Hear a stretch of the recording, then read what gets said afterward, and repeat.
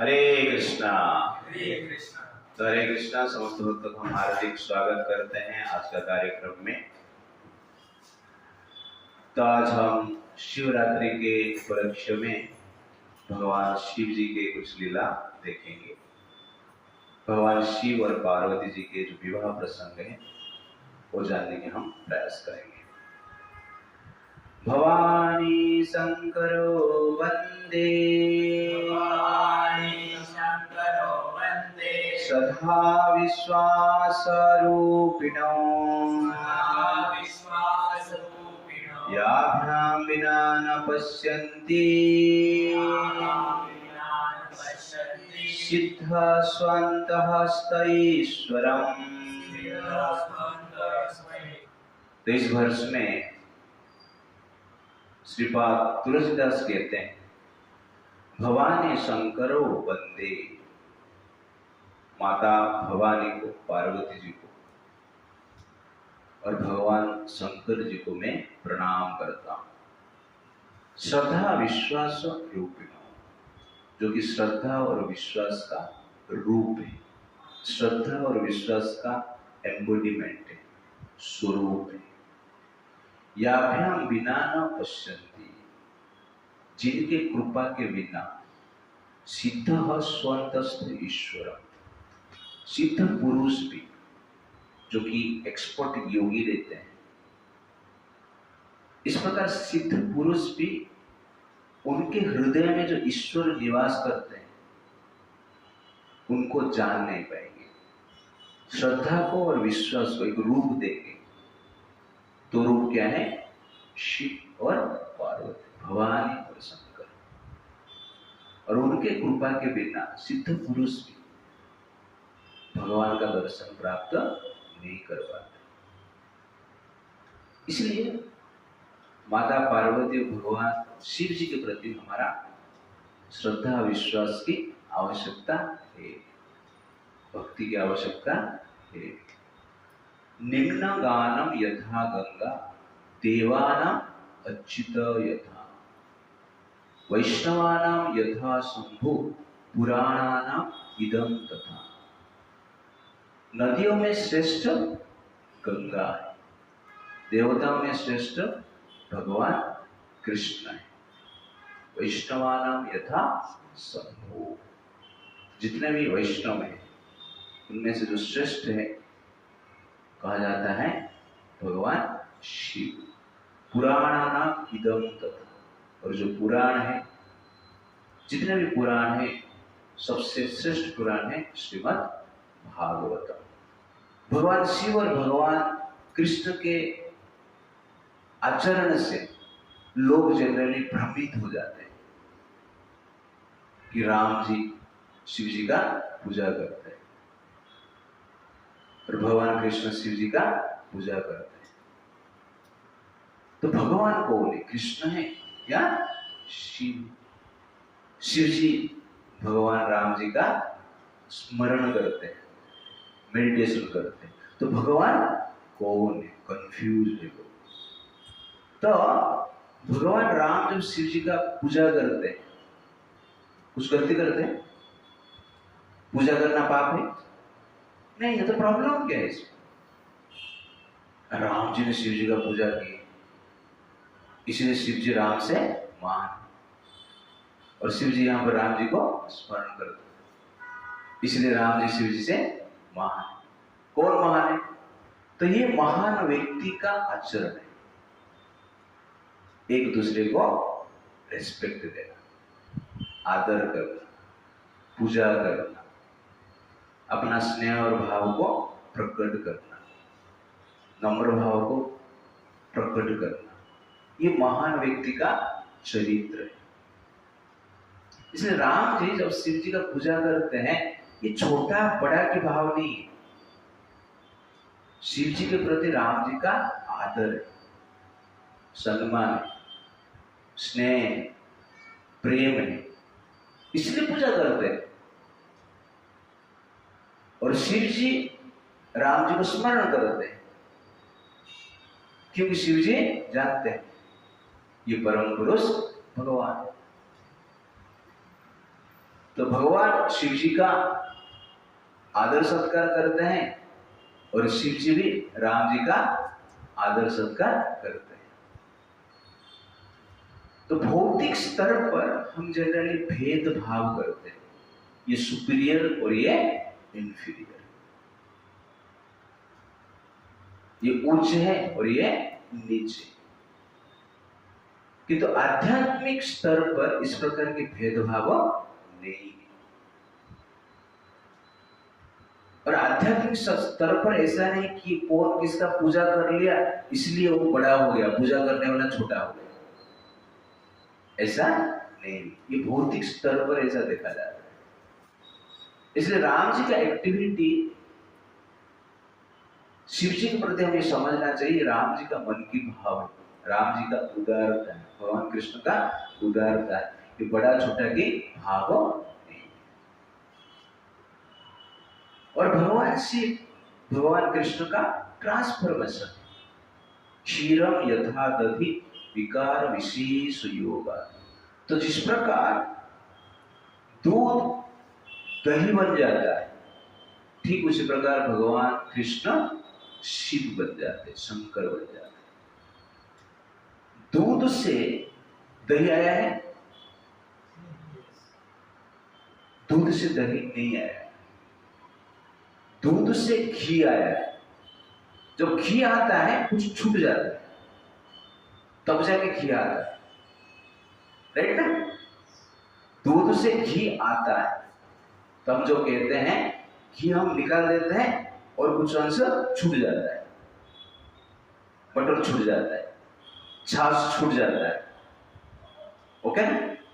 तब जाके घी आता है। दूध से बटर आता है, इसका अर्थ क्या है? बटर आता है और कुछ छूट जाता है, छाछ छूट जाता है। लेकिन दूध से दही आता है? नहीं आता है। कुछ छूटता है? नहीं, दूध ही दही बन जाता है। किसी से कुछ आना और किसी से कुछ छूटना है कि नहीं? अलग है कि नहीं? दूध से दही आता है? नहीं, दूध ही दही बन जाता है। ये दूध को अलग करके कुछ आता नहीं, दूध क्या बन जाता है? दही बन जाता है। ठीक उसी प्रकार भगवान कृष्ण क्या बनते हैं? शिव बनते हैं।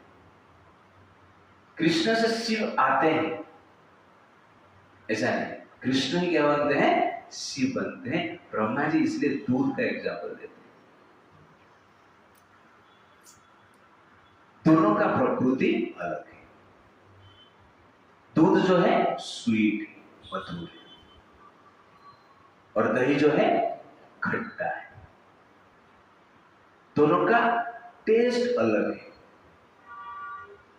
दोनों का प्रकृति अलग है, दोनों का नेचर अलग है, दोनों को ग्रहण करने से बेनिफिट भी अलग है। दूध लेंगे तो अलग बेनिफिट होगा, दही लेंगे तो अलग बेनिफिट होगा। दही का क्वालिटी अलग है, दूध का क्वालिटी अलग है। वैसे ही कृष्ण का टेस्ट अलग है। कृष्ण भक्ति करेंगे तो उसका बेनिफिट अलग है, शिव जी का भक्ति करेंगे तो उसका बेनिफिट अलग है। कृष्ण भक्ति करेंगे तो कहां पे जाएंगे? वैकुंठ जाएंगे। हृदय से जो इच्छाएं हैं नष्ट हो जाएगा, नेगेटिविटी ध्वंस हो जाएगा, भौतिक जगत के प्रति डिटैचमेंट होगा।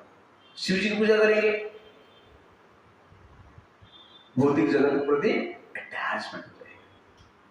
इसलिए जो शिव जी को पूजा की, रावण ने पूजा की, कंस ने पूजा किया, कुंभकर्ण ने पूजा किया, ओके ना? क्या हुआ? भौतिक जगत के प्रति अटैच हो गए। दही का नेचर अलग है ना, दूध का नेचर भी नेचर अलग है, इसलिए दोनों का इफेक्ट अलग है। लेकिन दूध से दही आया है? नहीं आया है, दूध ही दही बन जाता है। इसलिए भगवान जब संहार कार्य करते हैं, संहार कार्य करने की इच्छा करते हैं, तो क्या बनते हैं? शिव बनते हैं। कृष्णा संहार कार्य नहीं कर सकते। क्यों नहीं कर सकते? क्योंकि निर्माण उन्होंने किया है, जीवन उन्होंने दिया है, इसलिए संहार कार्य करने को उनको इच्छा नहीं लगता है, संहार कार्य करने की इच्छा नहीं करते, इसलिए क्या बन जाते हैं? इसलिए शिव बन जाते हैं और एक रूप लेते हैं। तो शिव को देखेंगे तो उनके प्रति भाव आपका अलग रहेगा, अट्रैक्शन अलग रहेगा, उनका टेस्ट अलग है, उनका फीचर अलग है। कृष्ण को देखेंगे तो उनका फीचर अलग है, उनका टेस्ट अलग है, और दोनों का एक्टिविटी भी क्या है? अलग है। इस प्रकार हमें समझना है। लेकिन दूध दही बनता है, दही दूध नहीं बनता है। इसलिए हम बोल सकते हैं दही का जो सोर्स है क्या है? दूध है। भगवान शिव जानते हैं मेरा सोर्स कौन है। कौन है सोर्स? कृष्णा है, राम है। इसलिए वो ध्यान करते हैं भगवान राम। और भगवान राम भी जानते हैं शिव कौन है? मेरा ही ट्रांसफॉर्मेशन है। और ये भौतिक जगत में जब आते हैं भगवान शिव जी को पूजा करते हैं, इसलिए प्रेम के कारण, सत्कार के कारण, आदर के कारण। ऐसा नहीं कि कोई ऊपर है कोई नीचे है, इसलिए नीचे वाला ही ऊपर वाले को पूजा करेगा, ऊपर वाला नीचे वाले को पूजा नहीं करना चाहिए। ये भौतिक विचारधारा है। आध्यात्मिक विचारधारा में एक दूसरे को क्या करते हैं? सम्मान देते हैं, आदर देते हैं, सत्कार देते हैं।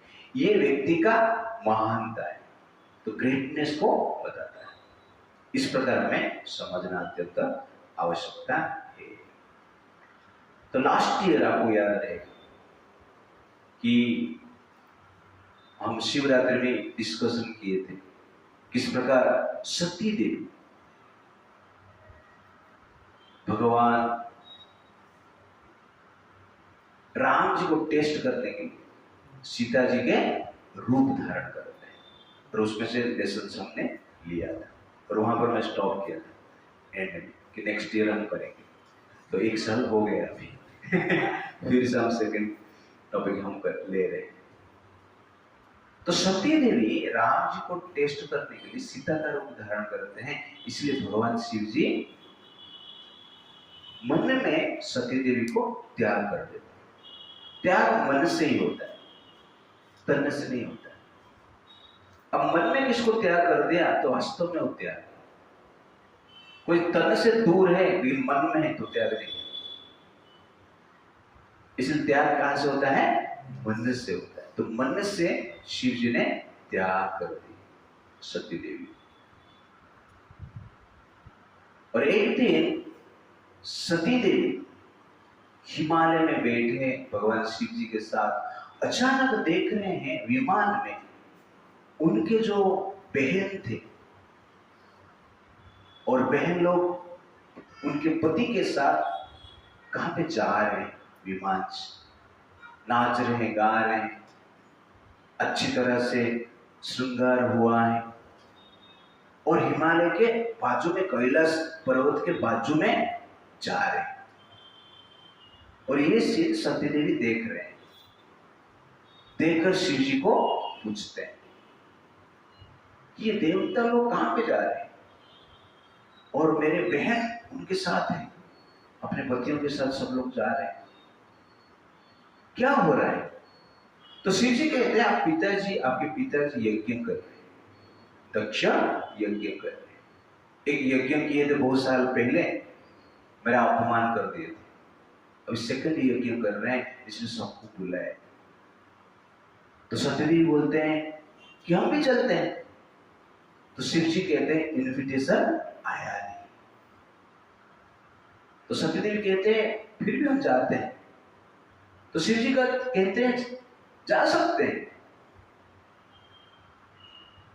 बिना इन्विटेशन से पिता के घर पे जा सकते हैं, बिना इन्विटेशन से मित्र के घर पे जा सकते हैं, बिना इन्विटेशन से स्वामी के घर में जा सकते हैं, बिना इनविटेशन से गुरु के घर में जा सकते हैं।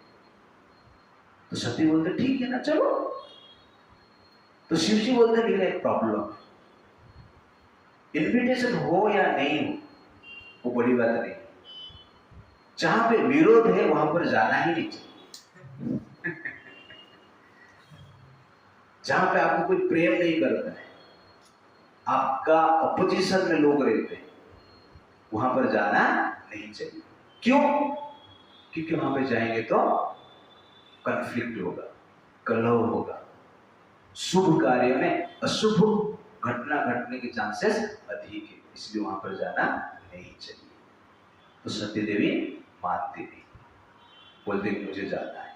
शिव जी समझाते हैं, लेकिन सती देवी मानते ही नहीं और कहते हैं मैं जाऊंगी। शिव जी बोलते हैं ठीक है, आप चाहिए, आपके इच्छा तो आपको चाहिए। पति का मजबूरी संसार, शिव जी भी मजबूरी में है। शिव जी मजबूत है, लेकिन उसके साथ साथ मजबूरी। पति कितने भी मजबूत हो जाए, लेकिन मजबूरी होते हैं। शिव जी मजबूर हो गए तो आप क्या बने? मजबूर नहीं हो गए। आप बोले मुझे राजा बनना है, ये करना है, वो करना है, कंट्रोल करना है, कर पाएंगे? शिव जी मजबूत है, लेकिन उसके साथ साथ मजबूर है। हम कौन है? हम मजदूर है और मजबूर है। हम कौन है? मजदूर है और मजबूर है, मजबूत है ही नहीं। It's like that. जो गलती करता है और माफी मांग लेता है उसको क्या कहते हैं? समझदार कहते हैं। और जो गलती नहीं करता है फिर भी बार बार माफी मांगता है उसको पति कहते हैं। इस प्रकार जनरली आजकल लोग कहते हैं। तो ये मजबूरी है। तो फैमिली लाइफ में थोड़ा मजबूरी रहता है, इसलिए फैमिली लाइफ में एंट्री करने से पहले ये क्लैरिटी होना चाहिए कि हमें मजबूरी से कुछ कार्य करना होगा। सत्यदेव के साथ झगड़ा नहीं करते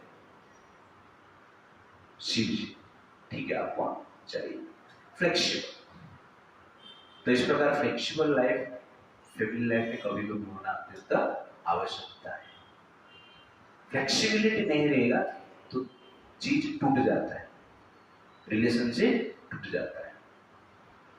तो इसलिए फ्लेक्सिबिलिटी आवश्यकता है। तो रबर जो है ना उसको आपको घुमा सकते हैं, ये लकड़ी जो है टूट जाता है। तो रबर जैसे हमें रहना है जो फ्लेक्सिबल है। और फैमिली लाइफ में रबर जैसे जो रहते हैं वो जनरली क्या है? टिकते हैं फैमिली लाइफ और शांति से रहते हैं। इसलिए flexibility is most important in family life. This is a ability to become flexible, or to have flexibility is one of the ability of men or women to manage family life. इसलिए quality को हमें develop करना अत्यंत आवश्यकता है, flexibility. भगवान शिव क्या है? फ्लेक्सिबल है, नहीं तो टिकेगा। उसके साथ साथ यहां पर आप देखेंगे कि जो एयरप्लेन है हिमालय के बाजू में जा रहा था। बहन सब जानबूझकर, और बहन के जो पतियां थे, अनेक बहन थे उनके अनेक सबका पति थे, देवताएं थे, सब मिलकर जा रहे हैं। तो कैलाश के बाजू में ही जा रहे, दूसरा रूट नहीं मिल रहा था क्या? बाजू में क्यों जा रहे थे? क्यों? जानते हैं शिव जी का दक्षिण के बीच में झगड़ा हुआ है, इसलिए जानबूझकर बाजू में जा रहे हैं शिव जी को एजिटेट करने के लिए, शिव जी को दिखाने के लिए। ऐसा होता है ना कभी कभी गांव में, आप देखेंगे ना, लोग ऐसा घर पे आ जाते हैं, अरे मैं जा रहा हूँ, उनका पार्टी आज भोज दे रहे इसलिए जा रहा हूँ। आपको बुलाया नहीं क्या? आप लोग जा रहे हैं कि नहीं? आपको बुलाया तो कुछ नहीं बोलते लोग, चुप रहे। हाँ हाँ हाँ, आपका थोड़ा उनके साथ थोड़ा प्रॉब्लम है इसलिए बोला हाँ मैं भूल गया। वो चार पूछ कर वहां पर आते हैं इंसल्ट करने के लिए, ऐसा होता है ना, एजिटेट करने के लिए। नहीं तो एयरप्लेन है, कौन सा रूट में भी जा सकते थे ना दक्ष यज्ञ के लिए। हिमालय के बाजू में जाकर कैलाश पर्वत के पास एयरप्लेन को घुमाते रहते जब तक सती और शिव जी देखते नहीं। ट्रेन रहेगा ठीक, पटरी चेंज नहीं कर सकते, वही रास्ते पे जाना पड़ेगा। बस रहेगा तो ठीक है, थोड़ा घुमा फिरा जाएगा, कितना घुमाए, कभी कभी वही रास्ता में जाना पड़ेगा। लेकिन ट्रेन क्या है, कहां से भी जा सकता है। लेकिन लोगों को एजिटेट करने के लिए बाकी लोग प्रयास करते हैं। इसलिए संसार में ऐसे हमें जीवन जीना है जो दूसरे को एजिटेट न करे। ये भी एक भक्त का क्वालिटी है। इसलिए शिव जी इसको एजिटेट नहीं करते हैं। शिव जी का जो ड्रेस है ना सिंपल है, एजिटेट नहीं होता है कोई भी उनको देख के। सिंपल ड्रेस है, त्याग का ड्रेस है, त्याग का जीवन है। उनके साथ कोई कंपटीशन करता ही नहीं। तो शिव जी जानबूझकर वो ड्रेस को अटैक ग्रहण करते हैं, सिंपल लाइफ जीते हैं जो अन्य को मुझे एजिटेट नहीं करना है। आगे हम देखेंगे। इसलिए हमें लाइफ ऐसे जीना है जिससे कि अन्यों को एजिटेशन न हो, अन्य लोग विचलित न हो। हमारा बिहेवियर से, हमारा अटैयर से, वो भी अत्यंत महत्वपूर्ण है। Behave in such A way that should not agitate others. और जहां पर विरोध है वहां पर जाना ठीक नहीं। Where there is no love, do not go there. लेकिन आजकल जाना पड़ता है मजबूरी उसके बाद भगवान शिव परमिशन देकर सती माता को मेडिटेशन में चला जाते हैं और सती देवी दक्ष के घर पे जाते हैं, उनके पिताजी के घर पे जाते हैं। और वहां पर देख रहे हैं कि बड़ा यज्ञ चल रहा है। और सती देवी जब घर पे पहुंचे, महल में पहुंचे, दक्ष उनको देखे ही नहीं। बाकी जो बहन थे बातचीत करना चाहते थे, लेकिन पिताजी के भय से सती को देखे नहीं। उनके मां उनको मिले, लेकिन ये जो व्यवहार है सती जी को अच्छा नहीं लगा। मन में विचार करते हैं ये दक्ष जिनका मैं पुत्री हूं, ये पिता अत्यंत अहंकारी, शिव जी जैसे महान व्यक्तित्व को ये तिरस्कार कर रहे हैं, जिस शिव जी संसार का निर्माण किए, जिस शिव जी की इच्छा से अनेक ब्रह्मांड निर्माण होता है, उस शिव जी को दक्ष क्या कर रहे हैं, नेग्लेक्ट कर रहे हैं, तिरस्कार कर रहे हैं। और उनका शुक्र से मेरा शरीर बना है, इसलिए ये भी शिव जी का अपमान का कारण ही होता है और मैं ही शिव जी का अपमान का रूप हूं। इस प्रकार की उनको ग्लानि भाव आती है, तुरंत ही योगी फायर निर्माण करते हैं, अपना शरीर को त्याग देते हैं। और ये न्यूज शिव जी के पास पहुंचता है। शिव जी अपना जटा से एक बाल निकालते हैं और धरती पर पटका देते हैं, तो वीरभद्र करके एक भयंकर स्वरूप प्रकट होते हैं, शिव जी का ही एक्सपांशन है। और वीरभद्र आते हैं, दक्ष को मार देते हैं, सर काट देते हैं, बकरी का सर लगाते हैं। इसका डिटेल्स हम देखेंगे भागवत हम जो हम डिस्कशन करेंगे। बट वहां पर सती देवी अपने शरीर को त्याग कर देते हैं और शिव जी सती देवी के शरीर को लेकर आग में शरीर को त्याग कर दिया, लेकिन भस्म नहीं, उस पर चला दिया। शरीर से जीवन चला गया, लेकिन शरीर नहीं। और भगवान शिव जी उस शरीर को कंधे में धारण करते हैं और पागल जैसे ब्रह्मांड में घूमते हैं। जैसे फिल्म में देखा, कोई हीरोइन मर गया तो हीरो उसको पकड़ के पागल जैसे घूमते हैं ना इधर उधर, वैसे ही भगवान शिव जी पकड़ के ब्रह्मांड में घूम रहे। सब लोग देख के आश्चर्य होते और शिव जी रो रहे, फ्रस्ट्रेशन में, चिंता में। और भगवान विष्णु देखते हैं। शिव जी का अटैचमेंट को देखकर भगवान विष्णु क्या करते हैं, चक्र छोड़ते हैं, सती माता का शरीर को 51 भाग में डिवाइड कर देते हैं। हर भाग एक एक स्थान पे जाके गिरता है और वहां पर एक एक शक्तिपीठ निर्माण होता है। तो कामाक्षी मंदिर असम जो है, वहां पे सती माता के जो यूटरस है, योनि और ऊम गिरा था, इसलिए वहां पर एक शक्तिपीठ है कामाक्षी। ज्वालामुखी हिमाचल प्रदेश में, जहां पे जीवा गिरा था। नैना देवी हिमाचल प्रदेश में, जहां पे आई गिरा था, आंख गिरा था। और विशालाक्षी एंड मणिकर्णिका वाराणसी में, जहां पे सती माता के ईयर रिंग गिरा था। तो इस प्रकार 51 प्लेसेस है, डिफरेंट प्लेसेस में डिफरेंट अंग गिरा था। उसके अनुसार उस स्थान का नाम हुआ है और एक शक्तिपीठ है। मनसा देवी हरिद्वार, ओके ना, वहां पर सती माता के 4 हेड गिरा था, ये पार्ट गिरा था, तो इसलिए उस स्थान में भी एक शक्तिपीठ है।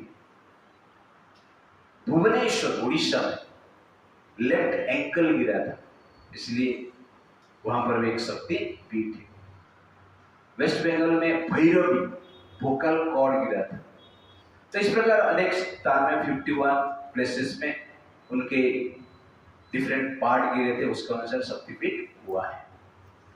कोल्हापुर में भी है महालक्ष्मी मंदिर, उनका भी एक आई गिरा था, आंख गिरा था, महाराष्ट्र। तो इस प्रकार आप देख सकते हैं 51। तो सती देवी के शरीर को जब भगवान विष्णु खंड खंड कर लेते हैं, तत्पश्चात भगवान शिव तपस्या में जाते हैं, ध्यान करने के लिए चले जाते हैं और ध्यान करते हैं। 87,000 ईयर तक ध्यान करते हैं। कितना दिन तक? 87,000। हमारा ध्यान 7 मिनट भी नहीं होगा। 87,000 ईयर की बात हो रही है। तो शिव जी का कंसंट्रेशन पावर आप देखिए, धीरता आप देखिए। किसका शरीर नष्ट हुआ? पत्नी का। पत्नी का शरीर नष्ट हुआ, दक्षिण ने अपमान किया। इस प्रकार का स्थिति में लोग क्या हो जाते हैं? पागल हो जाते हैं। और शिव जी क्या कर रहे हैं? मेडिटेशन कर रहे हैं। और ऐसा मेडिटेशन 87,000 ईयर होता है। ये प्रमाण करते हैं शिव जी का मेंटल स्थिरता। इसलिए सुख में और दुख में भगवान का ध्यान करना है। इतना बड़ा दुख है ना शिव जी का जीवन। दुख है तो क्या किए? मेरे पास पावर है, मैं संहार करता हूं, संसार को जगा देता, ऐसा बोले नहीं। मेडिटेशन इतना बड़ा फ्रस्ट्रेशन में भी मेडिटेशन। इसलिए जीवन में फ्रस्ट्रेशन आया तो क्या करना है? मेडिटेशन करना है, ध्यान करना है, भक्ति करना है, साधना करना है, कथा सुनना है। ज्यादा टेंशन मत लो।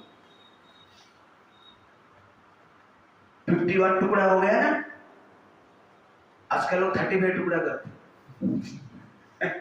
वो अलग है।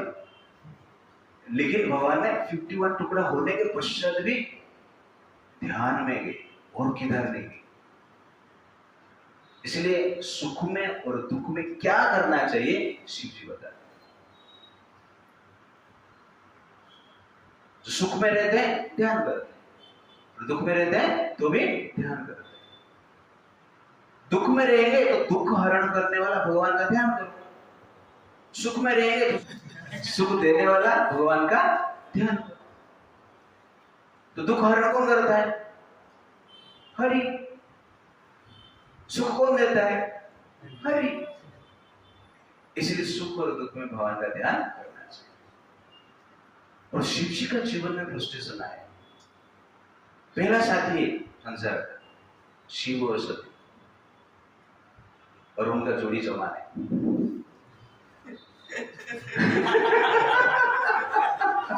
अरे आप बोल रहे हैं हमारा जोड़ी नंबर 1 है, ऐसा बोलते हैं ना, जोड़ी नंबर 1। ऐसा नहीं होता है।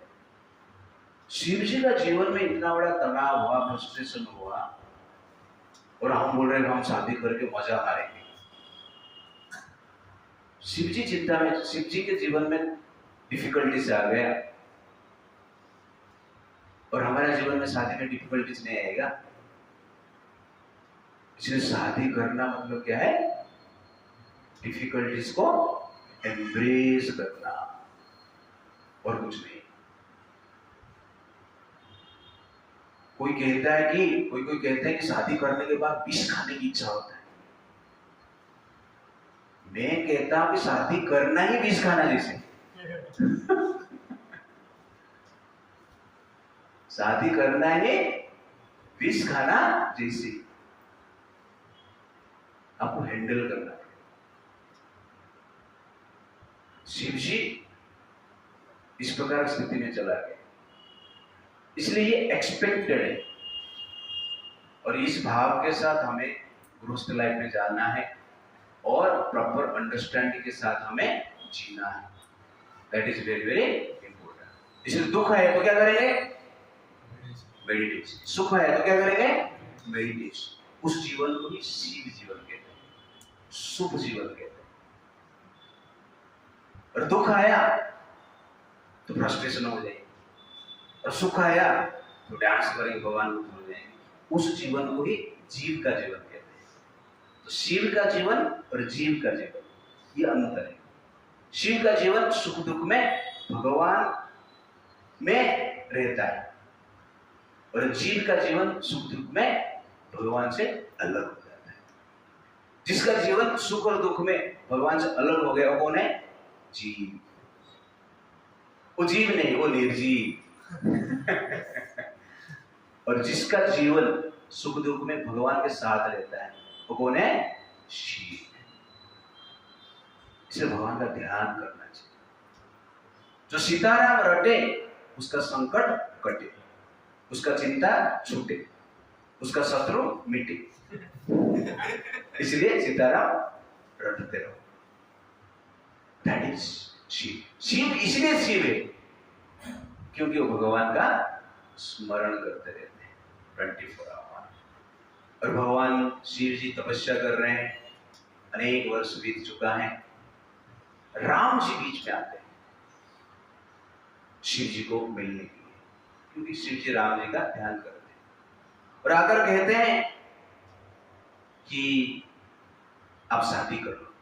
तो शिव जी कहते हैं कि आपका आज्ञा को मैं सर में धारण करता हूं। तो भगवान के राम जी कहते हैं सर में धारण मत करो, क्योंकि आपका सर पे गंगा है, बह जाएगा मेरा आज्ञा, इसलिए उसको दिल में धारण करो। इसलिए भगवान का आज्ञा को दिल में धारण करना चाहिए, संसार का आज्ञा को सर में धारण करना चाहिए, दिमाग में धारण करना चाहिए।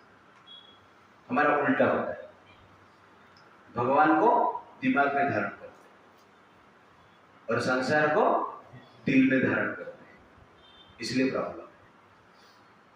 इसलिए हार्ट ब्रेक हो जाता है। तो कहने का अर्थ है जो दिल में रहता है वो जल्दी छूटता नहीं, जो दिमाग में रहता है छूट जाता है।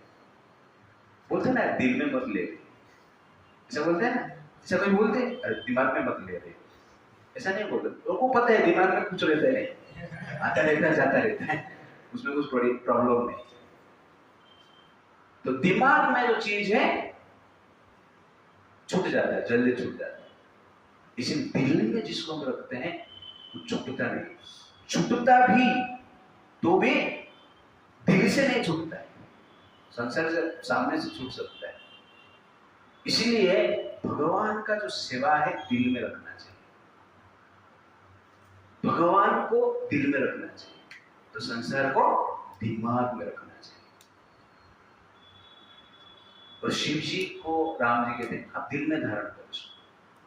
राम जी कहते हैं कि आप मुझे मालिक मान रहे हो, ये मेरा आज्ञा है, आप मुझे सेवक मान रहे हो, ये मेरा विनती है आपके लिए, आप मुझे मित्र मान रहे हो, ये मेरा आग्रह है आपसे, आप इसको ग्रहण कीजिए।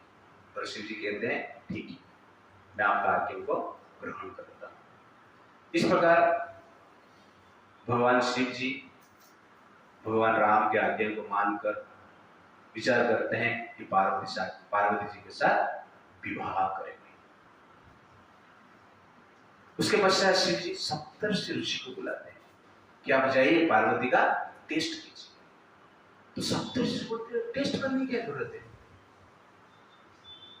भगवान राम ने कहा आपको, इसमें टेस्ट की क्या आवश्यकता है। तो शिव जी बोलते नहीं, टेस्ट करना ही पड़ेगा। लास्ट लाइफ में सती ने राम का टेस्ट किए, मेरे आराध्य का टेस्ट किए थे, मुझे तो बदला लेना पड़ेगा ना, इसलिए टेस्ट कर रहे। अब टेस्ट करने के लिए चाहिए। और सप्तर्षि मुनि टेस्ट करने के लिए पार्वती जी के पास हिमालय में जाते हैं और कहते हैं आप किस लिए तपस्या कर रहे हो। पार्वती जी हिमालय में तपस्या कर रहे हो और पूछा आप किस लिए तपस्या कर रहे हो। ना मुझे शिव जी को वर के रूप में प्राप्त करना है, ना शिव जी को वर के रूप में प्राप्त करने के लिए बताया आपको, ना नारद मुनि बताया। सप्तर्षि ऋषि जोर जोर से हंसने लगे। आपने हिस्ट्री में कभी सुना नारद मुनि आज तक किसका घर बसे है, उनका बात जो भी सुना है प्रॉब्लम ही उधर होता है, इसलिए उनका बात पे इतना ध्यान मत दो। हम आपके लिए एक प्रस्ताव लेकर आए। कौन सा, ना नारायण जी से शादी कर लीजिए, भगवान नारायण से शादी कीजिए, देखने में बहुत सुंदर रहते हैं, वैकुंठ में सिल्वस्टर चिन्ह है, वैजयंती माला है, रत्न का मुकुट पहनते, नंबर 1 है। ये शिव जी इधर स्मशान में रहते हैं, देखने में इतना अट्रैक्टिव नहीं, कभी इच्छा हुआ तो कपड़ा पहनते, कभी नहीं पहनते, भस्म लगा के घूमते।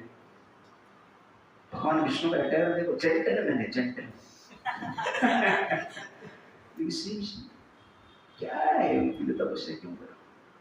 तो पार्वती जी कहते हैं कि भगवान नारायण समस्त गुण का धाम है और भगवान शिव समस्त गुण का भवन है, लेकिन मेरा दिल शिव पे लग चुका है।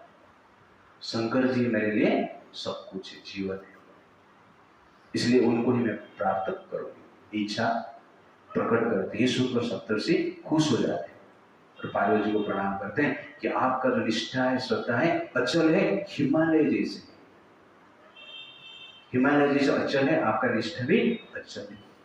ये सोचकर सप्तर्षि ऋषि जाते हैं और शिव जी को बता देते हैं। शिव जी सुनकर खुश हो जाते हैं, ठीक है, अच्छा टेस्ट करके आया आप, लेकिन मुझे भी जाके कुछ टेस्ट करना पड़ेगा, मैं स्वयं जाके टेस्ट करता हूं। और शिव जी स्वयं निकल पड़ते हैं हिमालय को, छोटा बालक बनकर जाते हैं और जिस गुंफा में पार्वती जी तपस्या कर रहे थे उस गुंफा के पास पहुंचते हैं और उस गुंफा में 16 सखियां रहते हैं जो कि पार्वती देवी का गार्ड करते थे। शिव जी वहां पर पहुंचते हैं और कहते हैं पार्वती को मिलना है, तो सब लोग कहते हैं अभी आप मिल नहीं पाएंगे, सूर्यास्त के बाद पार्वती जी गुफा से निकलते, उस समय आप मिल सकते हैं, थोड़ा वेट कर लो। तो शिव जी बोलते ठीक। तो वेट कर रहे हैं, बाजू में देख रहे हैं तालाब, सुंदर लेक, बहुत सारा कमल पुष्प प्रस्फुटित हुआ है, इधर थोड़ा कमल तोड़ देते पार्वती जी को देंगे बाद। तो कमल निकालने के लिए लेक के भीतर प्रवेश करते हैं, 2-4 कमल निकलते हैं, डूबने लगते हैं, बचाओ बचाओ बचाओ। तो सखिया जाते हैं सब लोग बचाने के लिए और कहते हैं हाथ पकड़ो हाथ पकड़ो। तो बालक रूप में शिव जी बोलते हैं मैं ब्रह्मचारी हूं, स्त्रियों का हाथ हम स्पर्श नहीं करते। बार बार डूब रहे हैं, तो मरने वाला है, मर जाएगा, लेकिन स्त्री को हम टच नहीं करें। तो ये सखी लोग बोलते हैं ये बालक मरने वाला है। तुरंत जाकर पार्वती जी को बोलते हैं कि बालक डूब रहे हैं, मर रहा है, हम लोग कितना समझाए लेकिन स्पर्श नहीं करता है हमारा हाथ को, आप आइए थोड़ा, आपको आप समझा सकते हैं। तो पार्वती जी तुरंत आते हैं और अपना बाएं हाथ लेते हैं, कहते हैं हाथ पकड़ो। तो बालक कहता है अब बाएं हाथ क्यों दे रहे हो, यहां पर बोल रहे हैं टच नहीं करते बाएं हाथ क्यों दे रहे हो, दाएं हाथ दो ना। तो पार्वती जी बोलती हैं कि दाएं हाथ मैं शिव जी को दे चुका, बाएं हाथ बाकी।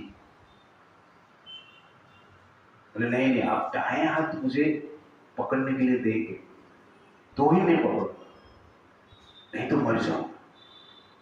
तो डूब रहे, बार डूब के मर जाएगा, तू बाएं हाथ पकड़ लो, मर जाएगा चलेगा, लेकिन मुझे दाएं हाथ ही चाहिए, राइट हैंड।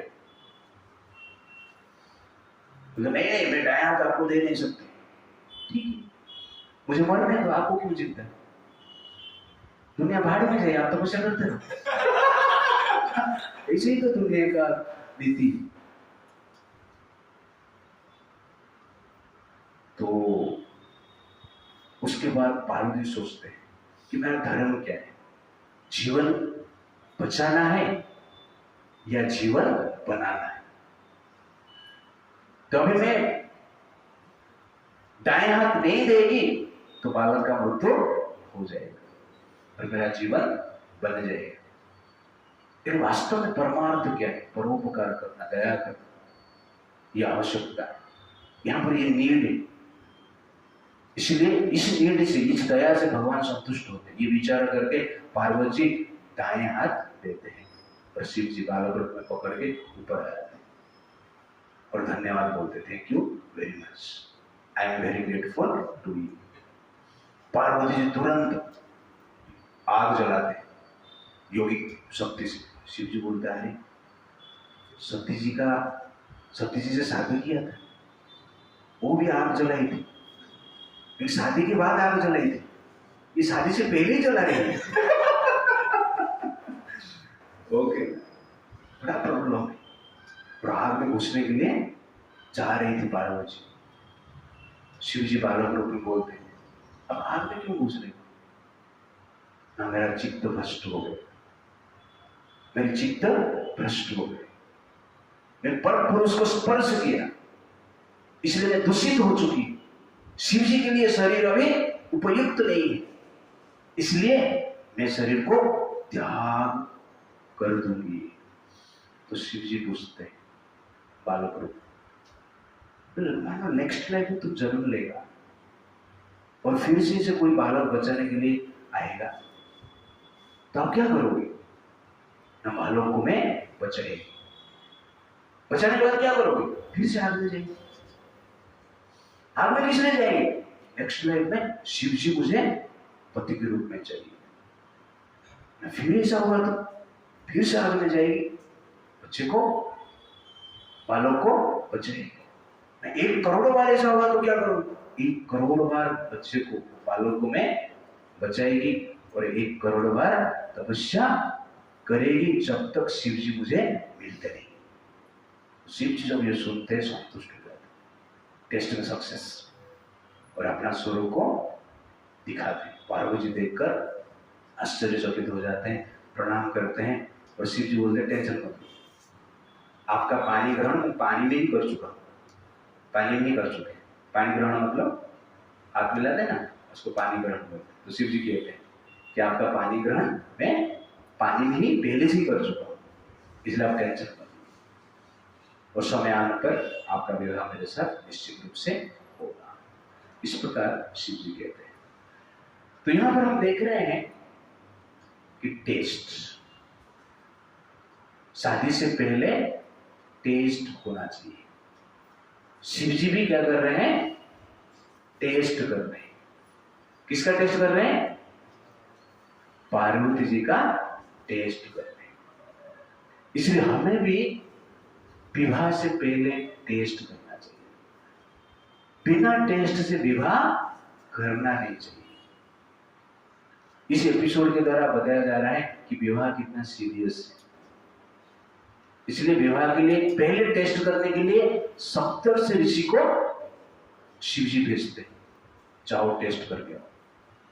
और 70 से जाकर दूसरा ऑफर देते, नारायण से शादी करो। और कोई लड़की होता था, क्या करता था? अच्छा यार नारायण, अच्छा ये कौन सा जॉब कर रहा है? उधर सॉफ्टवेयर इंजीनियर, वो सेंजन से पढ़ा था और कर रहा है, बॉम्बे में जॉब कर रहा है। सैलरी कितना है? 30-40 हजार मिल रहा है, फिक्स हो गया रहेगा। दूसरा ऑफर आ गया, ये कौन है? ये आईआईटी से पास आउट है, रिजेक्ट। दूसरे को रिजेक्ट करे, आईआईटी वाले के पास चला जाए, इसी है ना। लेकिन पार्वती जी ने ऐसा किया नहीं। तो पार्वती जी का निष्ठा को चेक किया गया, टेस्ट किया गया। तो इसलिए शादी से पहले जिसके साथ आप शादी कर रहे हो उसका निष्ठा देखना चाहिए, टेस्ट करना चाहिए, टेस्ट करके शादी करना चाहिए। आजकल बोले प्रभु जी हम टेस्ट तो करते हैं ना, हम लिव इन रिलेशनशिप में टेस्ट करते हैं। उसमें हम देखते हैं टेस्ट, ये टेस्ट पास होता है कि नहीं। वो उस प्रकार की टेस्ट नहीं करना है, चरित्र को टेस्ट करना है। तो टेस्ट की आवश्यकता है। कोई भी चीज करते हैं टेस्ट करते हैं ना। कोई भी चीज करने में आपको क्वालिटी देखते हैं ना। कपड़े में आप क्वालिटी देखते हो, लैपटॉप में आप क्वालिटी देखते हो, मोबाइल में आप क्वालिटी देखते हो, है कि नहीं? घर में आप क्वालिटी देखते हो, गाड़ी में आप क्वालिटी देखते हो, आहार में आप क्वालिटी देखते हो। फिर शादी किससे भी बिना क्वालिटी देखकर चलेगा चलेगा, ऐसा है? तो शादी के लिए टेस्ट बहुत जरूरी है। अब क्वालिटी देख के नहीं आओ या देख के लेके आओ, क्वालिटी चीज तो देना पड़ेगा ना बाद में। इसलिए शादी एक इंपॉर्टेंट चीज है, टेस्ट करना चाहिए। तो पहले ऐसा होता है, टेस्ट करके लोग विवाह कर देते। पहले से सब शादी करने से पहले नजर में रहता है और उसके बाद विवाह कर देते, सब देख कर। कलयुग ऐसा है कि युग में हर चीज में क्वालिटी टेस्ट होता है, शादी में ही क्वालिटी टेस्ट नहीं होता है। दोनों है ना। इसलिए पहला टेस्ट 70 ऋषि की। तो एक टेस्ट ऐसा करना चाहिए जो कि आपका विश्वस्त है, उनके द्वारा टेस्ट होना चाहिए। और सेकंड टेस्ट क्या है? पर्सनली कभी कभी करना चाहिए।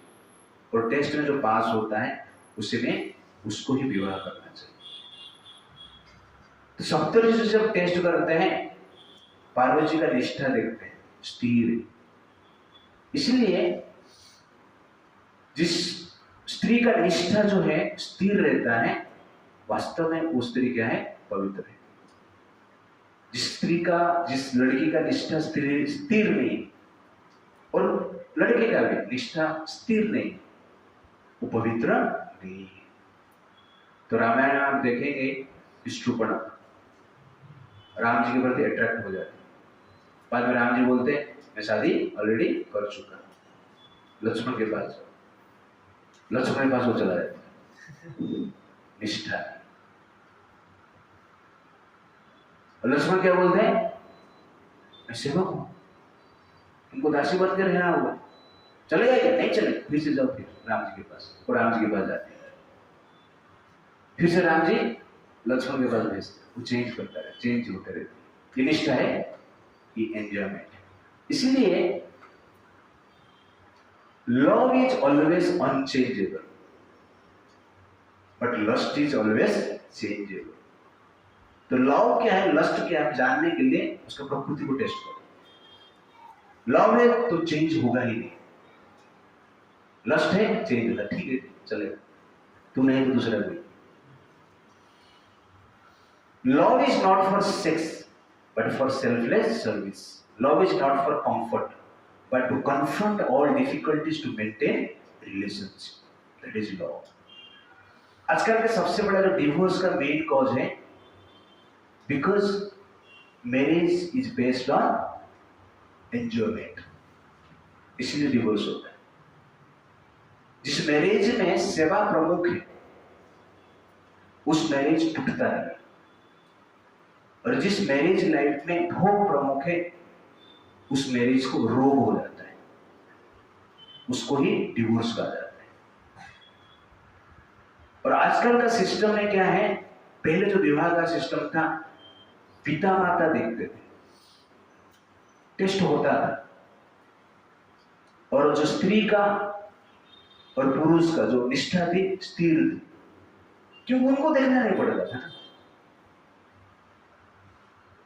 पिता माता जो बोले वही करेंगे, वो विचार है, उसमें स्थित रहते। आजकल क्या है, कॉलेज आते हैं, इसको देखते हैं, अच्छा क्या इसके साथ विवाह शादी करते हैं, ऐसा विचार आता है ना, करते हैं ना लोग।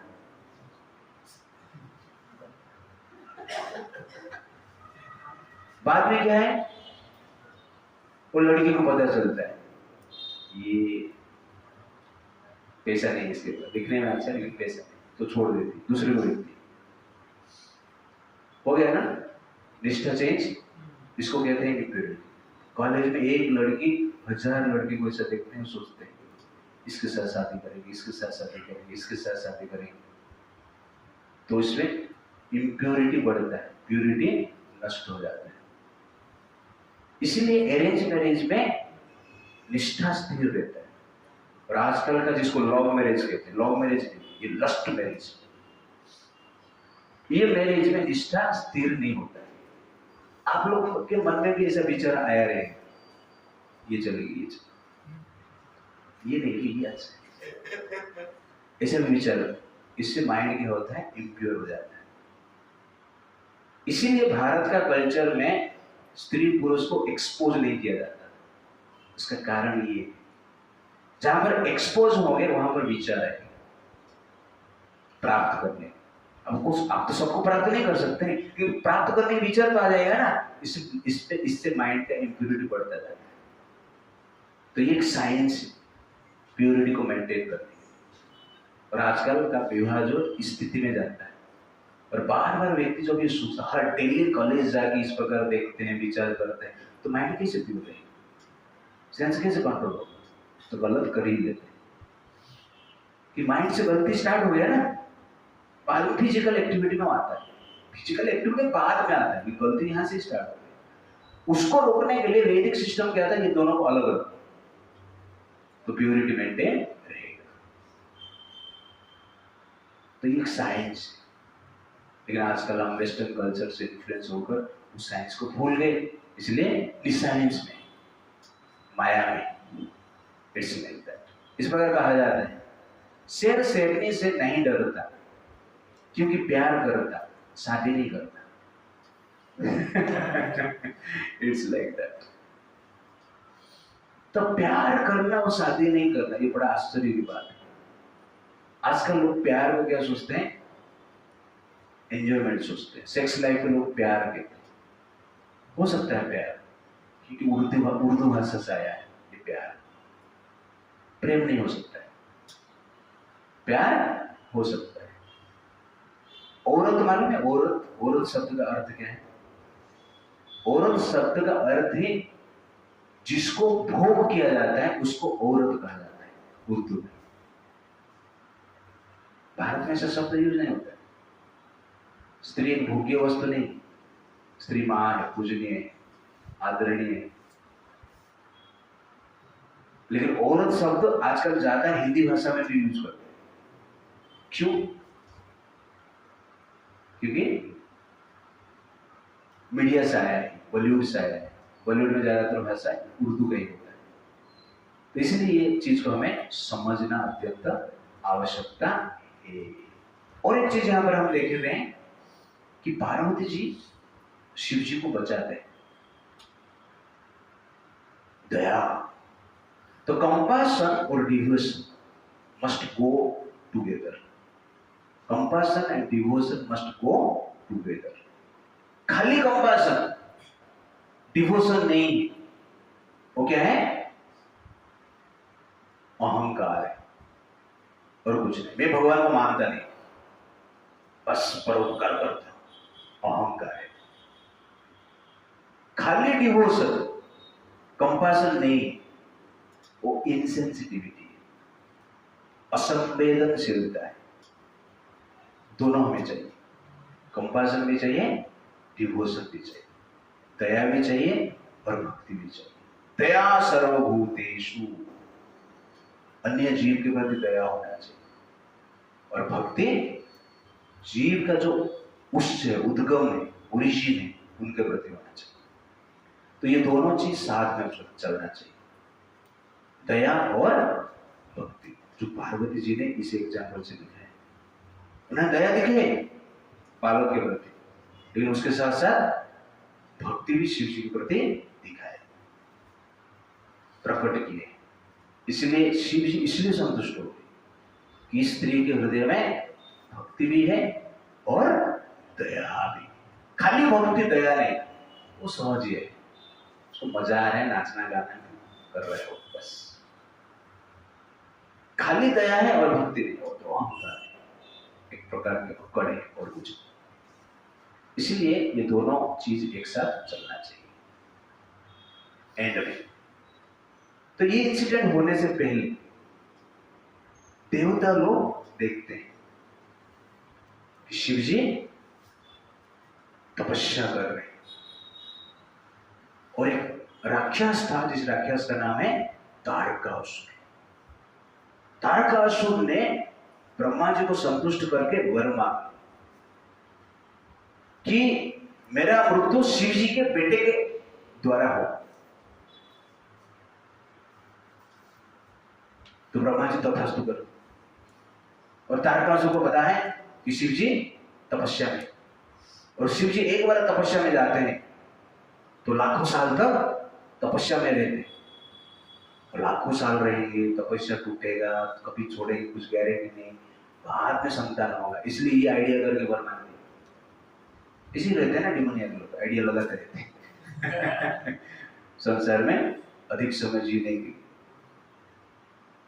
और ब्रह्मा जी तथास्तु कर, देवता लोग आश्चर्य हो गए, और तारकासुर देवताओं को सताने में, सब देवता मिलके ब्रह्मा जी के पास बोले, ब्रह्मा जी बोले थोड़ा कामदेव को भेज दो। तो कामदेव को देवता लोग बुलाए, कामदेव आए, कामदेव ने पूछा क्या काम है तो सबसे बड़ा काम है, क्या करना है? शिव जी के पास जाना है। कामदेव बोला शिव जी के पास जा सकता हूँ, लेकिन लौट के आना चांस नहीं, चलेगा कि नहीं? इंद्र बोले जाना ही पड़ेगा। तो कामदेव शिव जी के पास जाते हैं, और अपना कामवाण से शिव जी को विचलित करने की प्रयास करते हैं। तो इस प्रकार कहा जाता है कि कामदेव ने शिव जी के ऊपर एक वाण चलाए, शिव जी के ओठ के ऊपर एक वाण चलाए, जो कि आम का पत्ता का था, और उससे शिव जी एजिटेट हो जाते, क्रोधित होकर तीसरा आंख खोलते हैं और कामदेव को भस्म कर देते हैं। रति बाजू में थी, रोने लगी, पति का शरीर नष्ट हो गया। तो शिव जी बोले चिंता मत करो, इनका नाम आज से क्या है? अनंग है। शरीर नहीं रहेगा लेकिन जीवित रहेगा, और बाकी जो शरीर है उनको शासन करे। ये अनंग है, ये संसार में जितने अंग है उनको पीड़ित करने का काम अनंग का काम है, और कोई मार नहीं पाएगा। तो रति बोलते ठीक, लेकिन अंग कभी मिलेगा अनंग का अंग कभी मिलेगा। बोले ठीक है। तो अपने युग में भगवान कृष्ण के बेटा के रूप में कामदेव आए, उनका नाम प्रद्युम्न, तब उनसे आप शादी कर, रति खुश हो जाती है। तो यहां पर शिव जी को आप देखेंगे, शिव जी के ओठ के ऊपर आम का वाण से कामदेव क्या करते हैं? आक्रमण करते हैं। वो ऊंट के ऊपर आक्रमण किया। आजकल हमारा उल्टा है, ऊंट को देखकर हम लोग भस्म हो जाते हैं। ऊंट के ऊपर आक्रमण किए इसलिए कामदेव भस्म हो गए, और हमारा उल्टा है, ऊंट को देखकर हम ही भस्म हो जाते हैं। जो काम को जला देता है उसको शिव कहते हैं, और जो काम से जलते हैं उसको जीव कहते हैं, और जो काम से जल जाते हैं जीव से निर्जीव बन जाते हैं। It's like that. तो जो काम के साथ खेलते हैं उनको देव कहते हैं, और जो काम को जला देते हैं उनको महादेव कहते हैं, और कुछ। तो ये देखकर देवता लोग आए और आकर भगवान शिव को प्रणाम किए और बोले आप शादी करो। और शिव जी रेडी हो गए शादी करने के लिए। देवता लोगों ने पूछा है अभी तो आपने काम को जला दिया, फिर भी शादी करने के लिए रेडी हो गए? तो शिव जी क्या कहते हैं, काम को जला दिया इसलिए मैं शादी करने के लिए रेडी। मैं ये विवाह काम की इच्छा से नहीं कर रहा हूं, राम की इच्छा से कर रहा हूं। तो ये विवाह का इंट्रिकेसीज है। विवाह उसको कहते हैं जो राम की इच्छा से होता है, भोग उसको कहते हैं जो काम की इच्छा से होता है। आजकल जितने भी विवाह होता है किसकी इच्छा से होता है?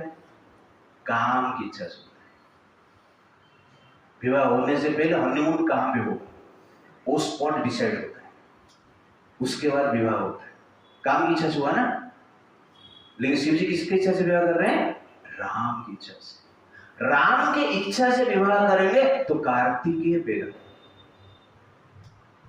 और काम की इच्छा से विवाह करेंगे तो तारकासुर पैदा। राम की इच्छा से विवाह करेंगे तो छवा पैदा, और काम की इच्छा से विवाह करेंगे तो औरंगजेब पैदा।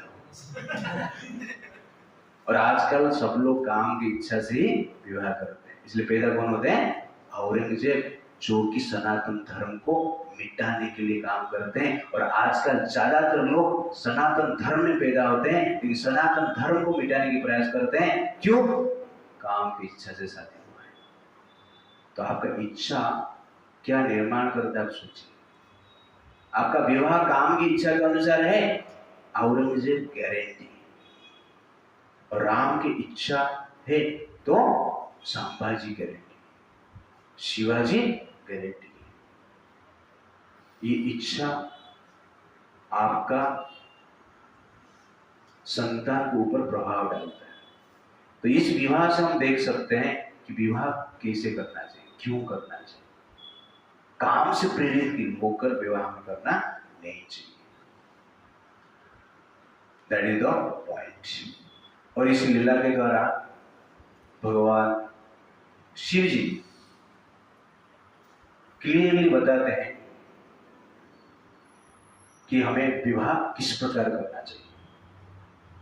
तो आप लोग भविष्य में जाके विवाह करने वाले हैं, किस लिए करना है? काम की इच्छा से, राम के इच्छा से। राम की इच्छा क्या है? कार्तिकेय को जन्म दे। कार्तिकेय मतलब कौन है? देवताओं को जो रक्षा करता है। इसीलिए विवाह एक डिवाइन चिल्ड्रन को जन्म देने के लिए, एक डेविल चिल्ड्रन को जन्म देने के लिए विवाह नहीं है। Marriage is a divine activity. When that marriage is for to beget a divine child. तो ह्यूमन सोसाइटी में मैरिज को डिवाइन कहा गया है, विवाह को एक संस्कार कहा गया है। क्यों? क्योंकि डिवाइन चाइल्ड है। और मैरिज आप करते हैं लेकिन केवल एंजॉयमेंट के लिए करते हैं, काम के लिए करते हैं। वो जनरली क्या है? एक प्रकार की पशु प्रवृत्ति को फुलफिलमेंट करने के लिए एक प्रकार की रिचुअल्स को मान लेते हैं, क्योंकि समाज में जी नहीं करना पड़ता है। It's like that. इसलिए मैरिज जो है एक बड़ा रिस्पॉन्सिबिलिटी है, उसको सोच समझकर अच्छी तरह भाव से हमें करना चाहिए और धर्म का रक्षा करने के लिए करना चाहिए। नहीं तो छवा नहीं पैदा, क्या पैदा हो, पप्पी पैदा हो। पप्पी मतलब कुत्ते के बच्चे, उनको पप्पी बोलते हैं ना। हाँ। पप्पी के लिए शादी करेगा तो पप्पी पैदा होगा।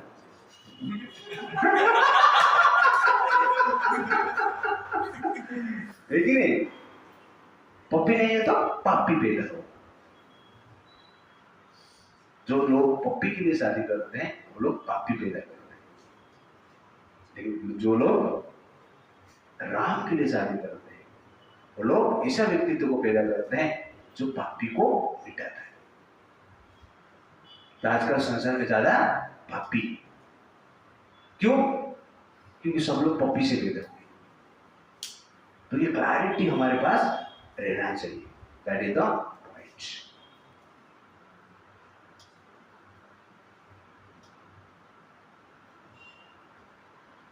तो यहां पर शिव जी विवाह के लिए काम से प्रेरणा नहीं ली। कहां से प्रेरणा लिए?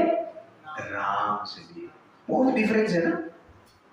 काम की इच्छा से आप शादी कर रहे हो या राम की इच्छा से शादी कर रहे हो। तो सबके घर पे आजकल क्या आना चाहिए?